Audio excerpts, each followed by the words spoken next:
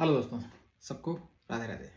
उम्मीद है सब अच्छे होंगे, स्वस्थ होंगे और आप अपना ख्याल रख रहे होंगे। दोस्तों, रोज की तरह आप देख रहे हैं चितरंजन ब्लॉग्स।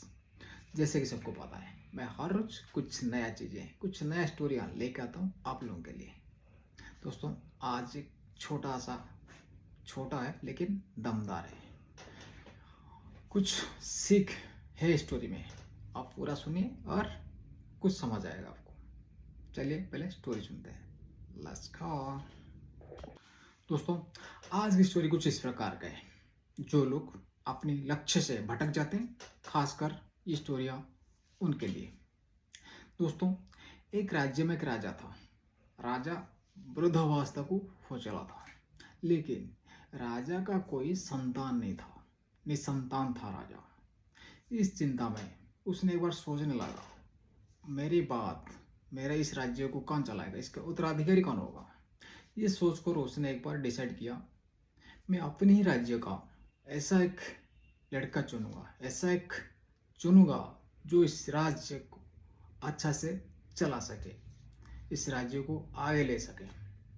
इसलिए अपनी मंत्रिमंडल को बुलाता है, बोलता है, कल आप अनाउंस कर दो, चारों तरफ डिंडर लगा दो, पिटवा दो। कल सबसे पहले जो मेरे पास आएगा मिलने के लिए, मैं उसी को इस राज्य का राजा घोषित कर दूंगा।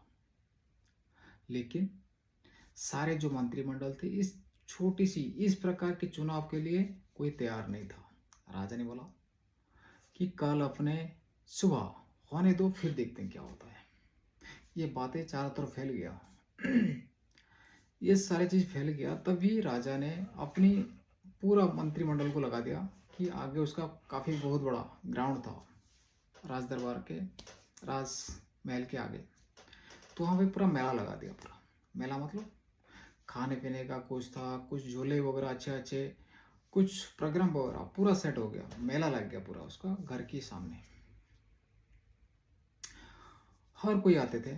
अगले दिन जैसे सुबह होता है तो काफ़ी पूरा मेला बहुत अच्छे से लगा हुआ है। हर कोई आते थे, उसमें उलझ जाते थे।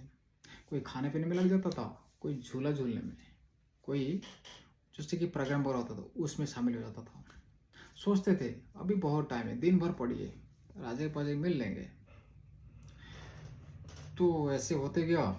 इस दौरान एक अच्छा युवा सीधा आया और सीधा वो राजा के पास मिलने चला गया। क्योंकि जैसे सीधा अपनी राजमहल पहुंच गया और राजा के पास पहुंच गया। राजा जैसे कि वचन दिया हुआ था कि उसने बोला था कि अनाउंस किया था कि जो मेरे से मिलने आएगा मैं उसी को राजा घोषित कर दूंगा। जब इस लड़के को पूछा गया कि सारे आ रहे हैं, वहाँ पे खा रहे हैं, पी रहे हैं सब कुछ, तुम कैसे? राजा ने, उस लड़के ने, युवा ने जवाब दे रहा है, राजन, मेरा लक्ष्य आप तक पहुंचना था, मेरे को आपसे मिलना था, मैं दूसरी चीज में कोई ध्यान नहीं दिया, मैं सीधा आपके पास आया। तो इसी प्रकार राजा ने उस युवा को राजा घोषित कर देता है। लेकिन स्टोरी यहीं पे खत्म होती है। लेकिन इसमें सीख वाली बात ये थी, हम लोग कभी कभी ऐसे लुभावना चीजों से इस प्रकार सम्मोहित हो जाते हैं कि हम अपने गोल, अपने टारगेट से भटक जाते हैं। जिस प्रकार इस राज्य में सारे लोग उस मेले में ऐसे ही समा गए।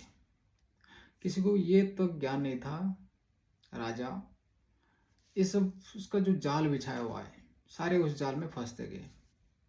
लेकिन उनमें से ऐसा भी था, हम में से भी ऐसे कुछ लोग हैं जो ऐसे दिखावा, सजा में ऐसे क्या बोलते हैं ना, उलझन में नहीं फंसते हैं, अपना टारगेट की ओर बढ़ते हैं, अपना गोल की ओर सीधा बढ़ते हैं। दोस्तों, आज स्टोरी में यही सीख था कि अगर आप गोल सेट करते हो तो आपको ऐसे उलझन में नहीं पड़ना चाहिए। हर कदम आपकी गोल की ओर होना चाहिए। दोस्तों, आज के लिए इतना ही। फिर मिलते हैं कुछ नया लेके। तब तक जय हिंद, जय भारत। Thank you.